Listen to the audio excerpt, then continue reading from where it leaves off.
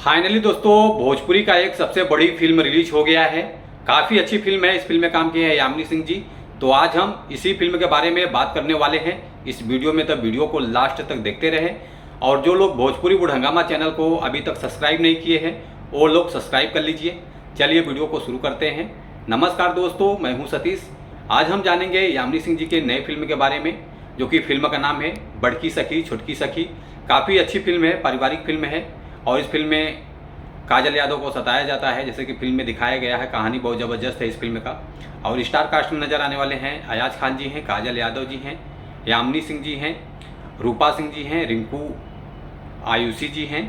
और इस फिल्म के निर्माता हैं संदीप सिंह जी हैं, अविनाश रोहरा जी हैं। अब हम बात करेंगे फिल्म के व्यूज़ के बारे में, जो कि मात्र 1 घंटा हुआ है फिल्म को रिलीज़ करके। 1 घंटे में 1,13,000 व्यूज़ मिल चुका है। लाइक 3,700 प्लस है, कमेंट 104 है। और ये फिल्म रिलीज हुआ है B4U भोजपुरी के यूट्यूब चैनल पर रिलीज हुआ है। फिल्म बहुत ज़बरदस्त है, इसीलिए व्यूज़ बहुत तेज़ी से जा रहा है इस फिल्म का।